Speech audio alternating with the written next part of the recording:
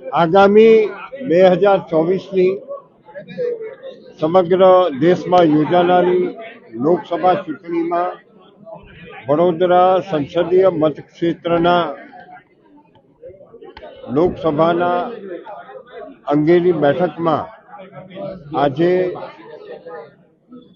મધ્ય ઝોનના આપણા ઇન્ચાર્જ ગોરધનભાઈ ઝડફિયા, આ સીટના પ્રભારી ભરતસિંહભાઈ પરમાર, આ સીટના સંયોજક ભરતભાઈ શાહ તેમજ વડોદરા શહેર અને વડોદરા જિલ્લાના મુખ્ય કાર્યકર્તાઓની વચ્ચે ફિર એક બાર મોદી સરકાર ગુજરાતમાં 2626 સીટ ભારતીય જનતા પાર્ટીની 5 લાખ કરતાં વધારે પ્રચંડ વિજય બને એ માટેના આયોજન કરવા માટે આજે અહીંયા બધા એકત્રિત થયા છે અને આ ચૂંટણીમાં માત્ર 26માંથી 26 નથી મેળવવાના, પરંતુ ભારત એ મોદી સાહેબના નેતૃત્વ હેઠળ વિશ્વની ત્રીજી મહાસત્તા બનવા જઈ રહી છે. એવા પ્રસંગમાં વડોદરા અગ્રેસર ભૂમિકા ભજવે એ માટે આજની આ મિટિંગનું આયોજન કરવામાં આવ્યું. 7,80,000 તો જીતા હતા, 10 લાખની વાત થઈ રહી છે. વડોદરા સરપ્રાઈઝ જીત મેળવશે. વડોદરામાં પ્રચંડ અને ભવ્ય વિજય મોદી સાહેબના નેતૃત્વ હેઠળ મળવાનો. Thank you very much. Thank you sir. Bye bye.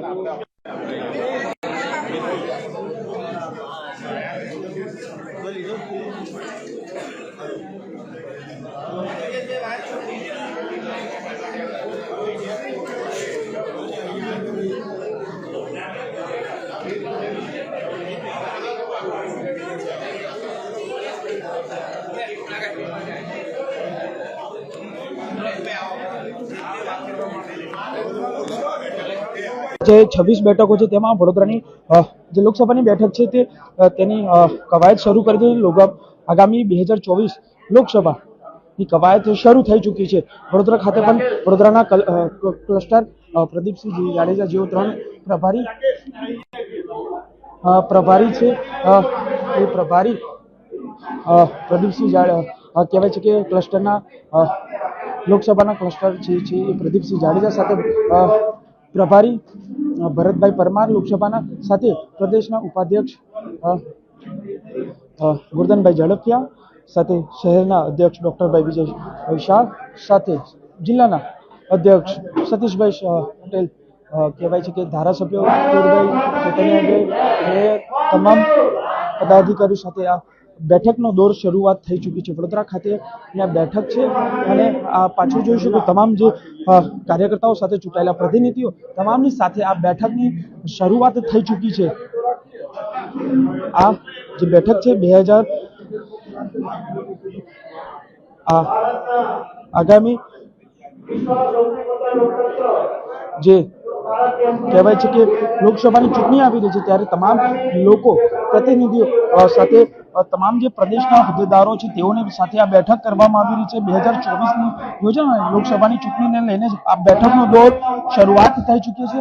આગામી લોકસભામાં આ તમામ આ જે કહેવાય છે કે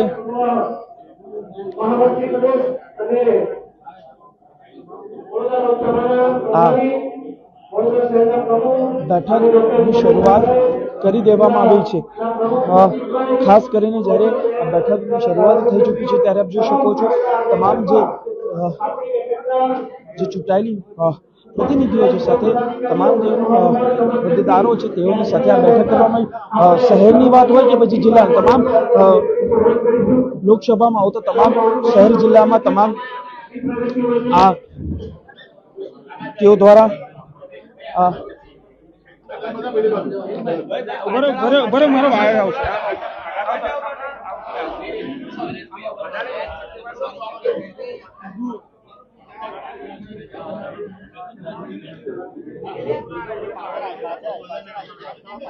ખાસ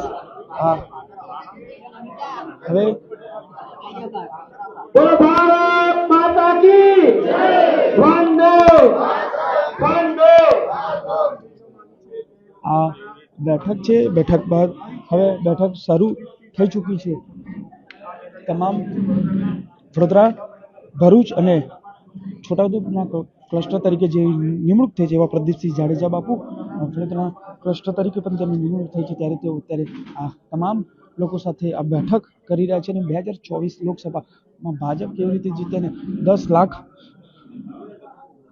થી વધુ માર્જિનથી ભાજપને બેઠક મળે તેના પ્રયત્નો હાથ ધરાઈ રહ્યા છે. ત્યારે હવે આ બેઠકની શરૂઆત શરૂ થઈ ચૂકી છે. ત્યારે આ તમામ પદાધિકારીઓ સાથે આ બેઠક શરૂ થઈ ચૂકી છે.